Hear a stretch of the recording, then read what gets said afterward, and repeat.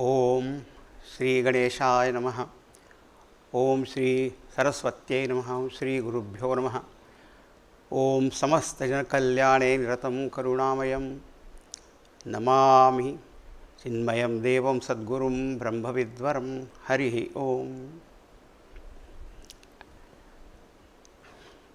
In the beginning, I reverentially prostrate before Param Pujya Swami Shivanand Ji Maharaj. Om Namo Bhagavate Swami Shivanandaya Namaha. Then I prostrate before Param Pujya Swami Chidanand Ji Maharaj.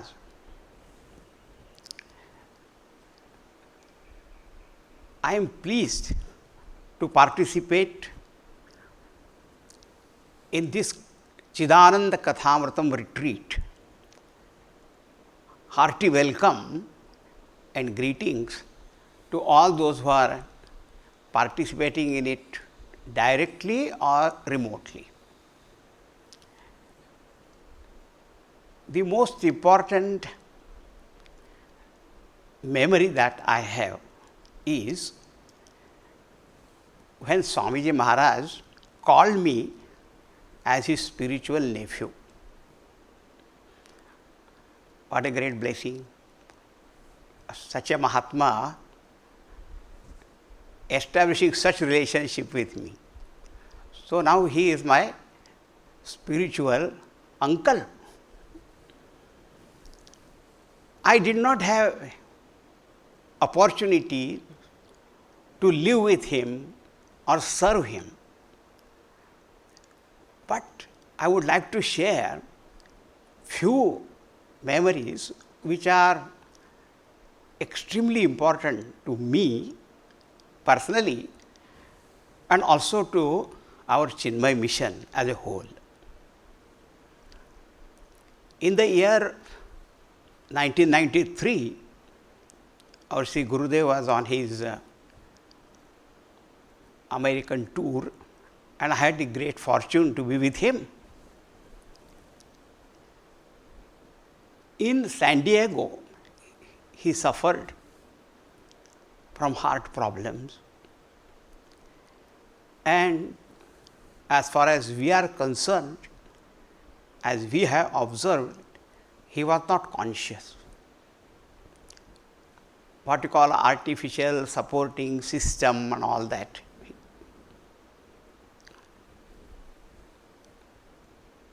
You can understand the anxiety of the devotees who were present there. At such a time, it so happened that Swami Chidanand Ji Maharaj was also in San Diego, and he was very kind to visit us in the hospital and to see Puja Gurudev. And he had a satsang with us, which was so very comforting, consoling, and reassuring. After that satsang, he left for Washington, D.C. Then on the 3rd of August, our Puja Gurudev attained Mahasamadhi. We all were at a loss, and I had no idea as to what to do. But since Swami Maharaj had visited us, so I called him and informed him. He very kindly inquired whether we are going to give samadhi, bhu samadhi, and take the body to India. I said yes.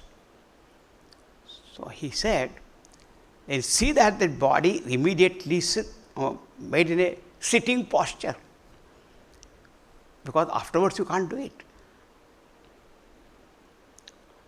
We did that, And we brought Puja Gurudev's that body to India. And now in Siddhabadi, Himachal Pradesh, we gave the Samadhi. But what he informed me, that in case of sannyasis, the special pujas that is done is on 16th day. It's called Shodashi. I tell you, I had no idea of such a thing, and none of us had. He said, on 16th day, we have to invite 16 sannyasis, and each one is to be given 16 useful items with dakshina, food and all that, which was a totally new information. But we followed it, and now we know what it is. But from these incidents, what I learned, it is said in Taittiriya Upanishad that atha yadi te karma vichikitsavat vritta chikitsavat syat, if you have got any doubt about any karma or any particular matter, then you must approach great wise people of extremely pure mind and seek advice from them and follow them. This is what I learned. Who could have been the best or any other person to guide us in that respect? So, this was the one very important one. Then it was my proud privilege that I became the first successor or the head of the Chinmaya mission. I had no experience of any administration. In those days, Puja Gurudev wanted to have an international residential school in India. His idea was that the children of our Indian parents settled down outside India should come to India, stay here for some time, so that they can absorb certain cultural aspects and they can go back and pursue their studies. During our Sri Gurudev's life, the school did not come, but he had already laid the foundation stone in Coimbatore.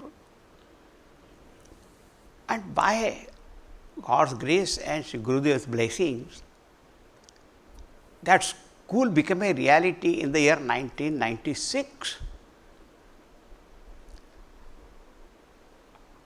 I thought if Sri Gurudev were there, he would have inaugurated that.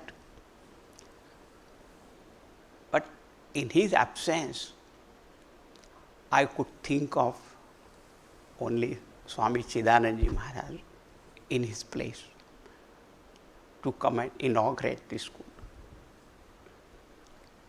And when we requested, immediately, graciously, he accepted. He came to Coimbatore and inaugurated the school, Chinmaya International Residential School, we call CIRS. And I am very pleased to inform you that now this school is one of the top schools.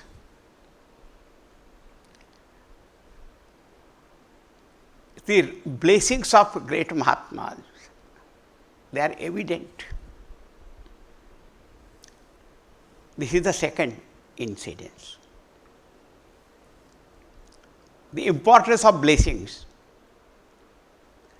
Many people don't understand that.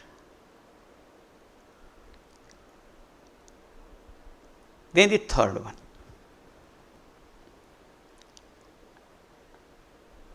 We had an idea that in our Sandipani Sadhanalaya in Mumbai, that to have Pujya Gurudev Pratima, a statue.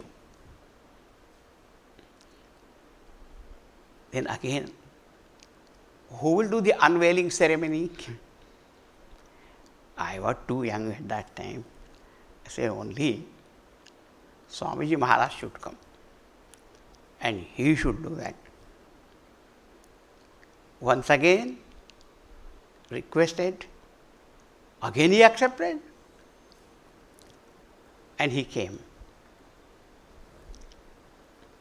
Now I went to the Mumbai airport to receive him. What I saw, that when our Gurudev used to arrive, he used to arrive, see everyone, walk so fast, sit in the car, and then in few minutes we used to say he's already gone to his place of his host. But Swamiji Maharaj was not like that at all. He was not in a hurry in the least. He came, sat there at the airport only, and other than me, there were some few devotees who had come to receive him, meet him. They also sat. I was thinking when he gets up, but he had no hurry. He started singing, asking them to sing. Then took out some prasad, gave to everybody, slowly getting up, walking, and he went away. He inaugurated, unveiled that Pratima of Sri Gurudev. Now what I see, there are so many saints and Mahatmas, their outward expressions are so different. So different.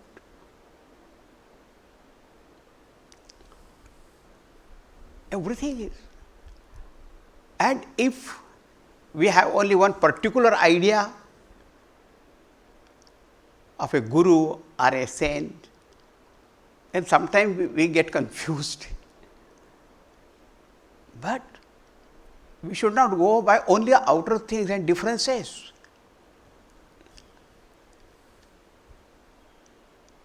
Samartha Ramdas Swami in his Marathi Granth says, कि साधू दिसती वेगळाले परिते स्वस्वरूपी मिळाले. All the sadhu saints, they appear different, but in their realization of truth, they all are one.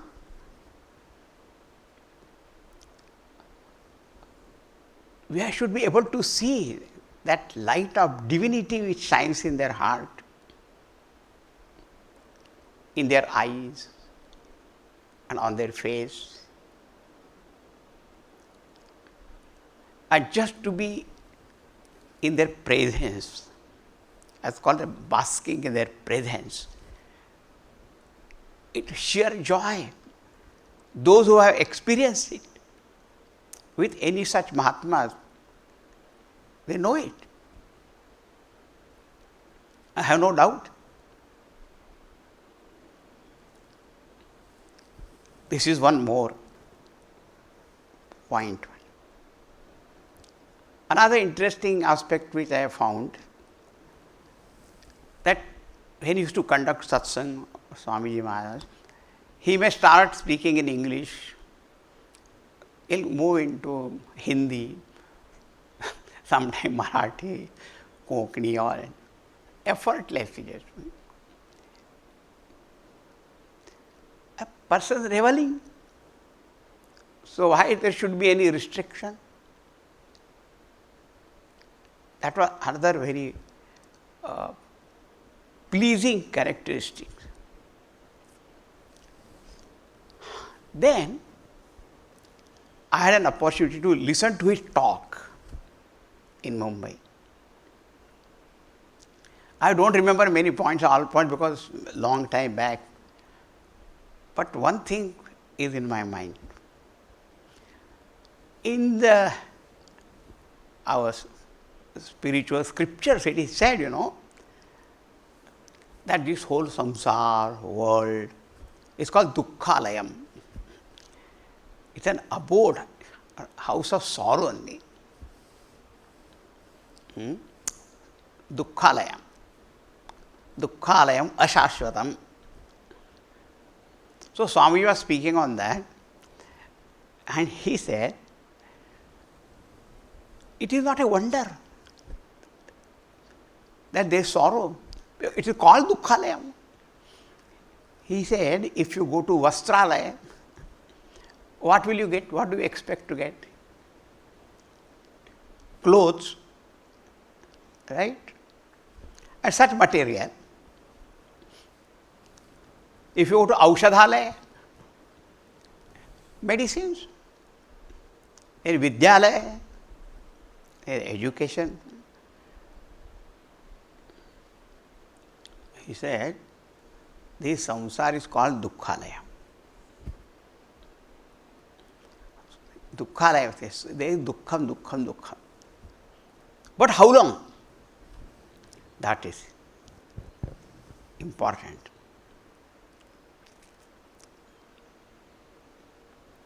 Bhagavan Sri Krishna has said, when he called dukkhalayam, he said, Mam upetito kaunteya. Those people who worship me and come to me, then na apnuvanti punarjanma dukkhalayam ashashvatam. When they come to me, then they don't come back to this samsara of sorrow.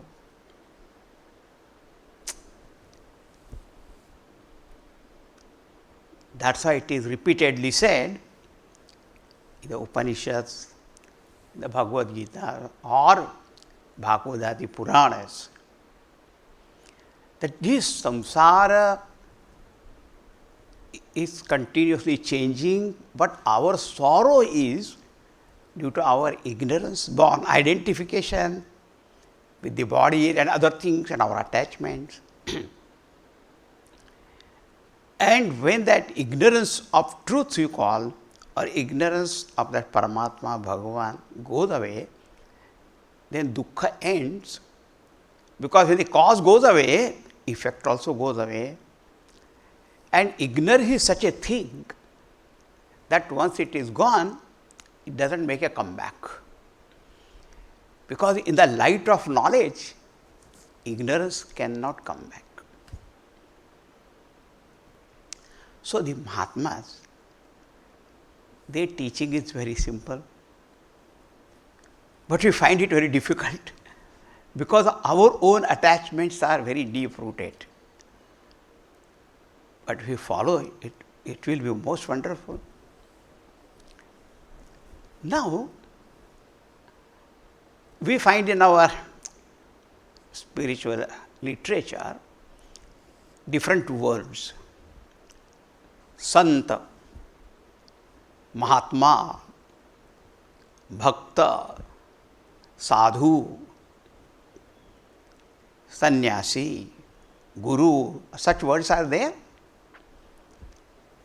Even though all these words actually refer to a person, a man or woman who is enlightened. But still every word has got its own connotation. A sant, a saint, is one who knows Sat, Satvastu, and also is noble hearted. When we say Bhakta, in that there is a preponderance of love and devotion for God. Bhakta. When we say Sadhu, Sadhu is good, and Sadhu is one ever ready to help people achieve their goals, their work.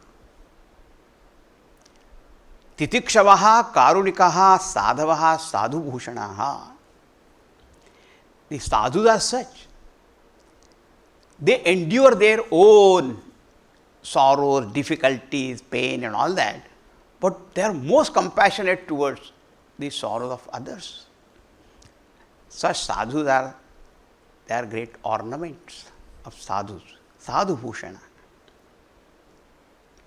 Santa, bhakta, sadhu, Mahatma. When we say, Bhagavan Shankaracharya says, Mahatma means not akshudra buddhi, the one who is not narrow-minded person, large-hearted. Why? Because Vasudeva Sarvamiti Sa Mahatma Sudurlabha. Because when the realization of that person that the whole world is nothing but that Vasudeva Paramatma, how can he remain narrow-minded? That's called Mahatma. Sannyasi. Sannyasi, in the language of only Bhagavad Gita and all very clearly said, that is sannyasi who has risen above all personal raga dveshas. Nyayasta nitya sannyasi yona dveshti na kankshati. That is one stage. And still higher is the one who has risen above the very sense of ego, which has all likes and dislikes, very sense of doership, enjoyership.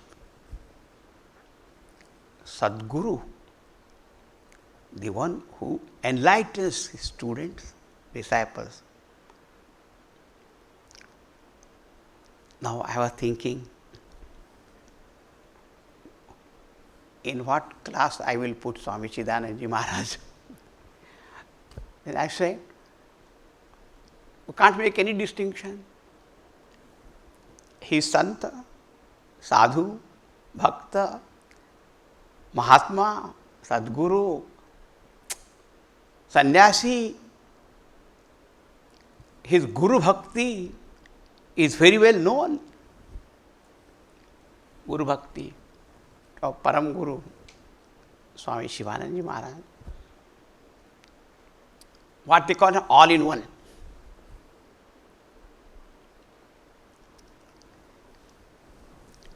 I am very glad that you have organized this Chidananda Kathamrutam retreat. How many kinds of Amrutams are there? Amrutam, nectar, ambrosia.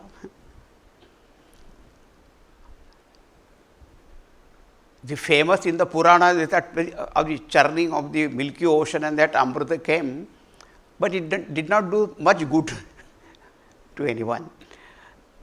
So I will just mention few Amrutas. One is called Namamrutam. Goswami Tulsidaji says, Dhanyaste krutina pibanti satatam ye Rama Namamrutam. Blessed indeed are those who always drink the nectar of Sri Ram Nam. That's called Namamrutam. Then in Bhagavatam we find Gopikas were with Bhagavan Sri Krishna, and in between Bhagavan Sri Krishna left and they were searching for him. And at that time they said, Tava katha amrutam tapta jivanam. Bhagavan, your katha, when we remember the stories of your glories, they are like nectar. Tava katha, tapta jivan, those who are scorched in the heat of samsara, for them it is so very cooling. Shravana Mangalam, only as you listen to that they purify. Kathamrutam is second Amrutam. Third is called Jnanamrutam,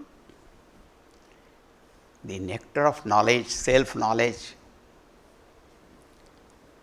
about which it is said, Jnanamrutena truptasya कृतकृत्यस्य योगिनः न चैवास्ति किंचित कर्तव्यम अस्ति चेत न स तत्ववित्. The one who is completely contented with the nectar of knowledge, self-knowledge, then that person has no more duties to perform in this world.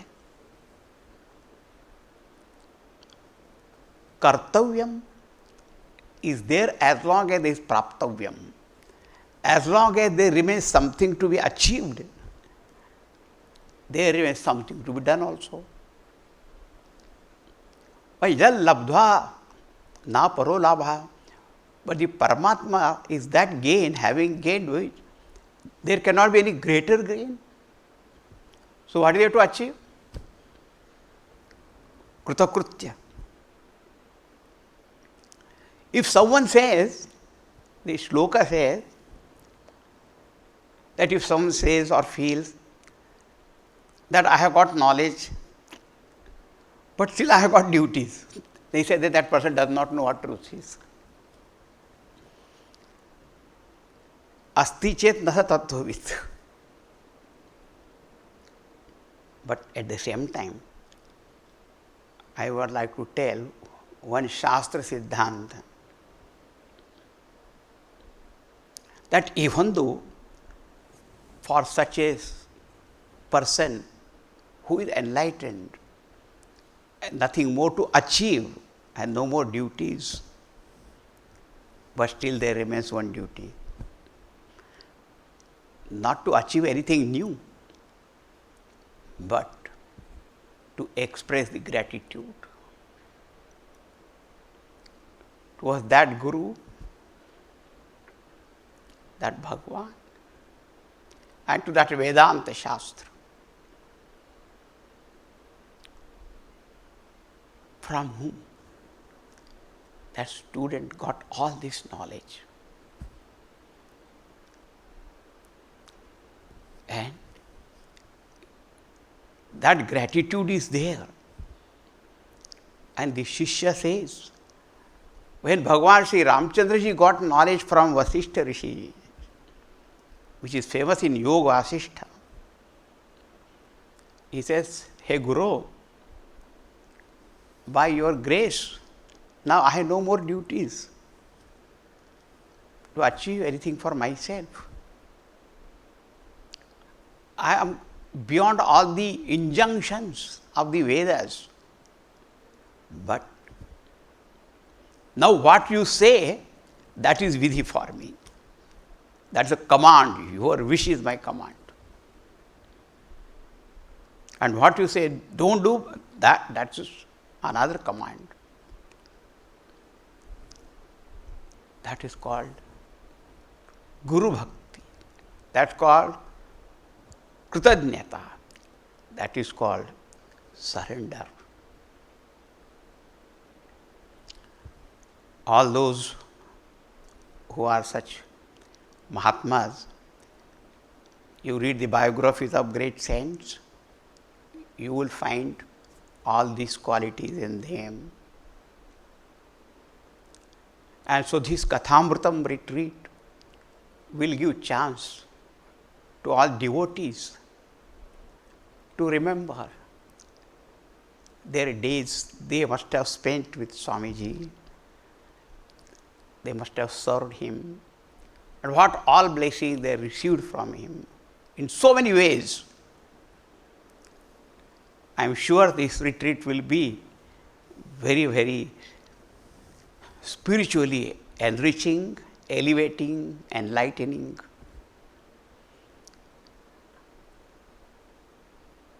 I convey my thanks, particularly Swami Yati Dharmananda, who called me, invited. Namaskar to all Mahatmas who are present there. And I also take this opportunity to again do my prostrations to revered Swamiji Maharaj. Om Hari Om Shri Gurubhyo Namah. Hari Om.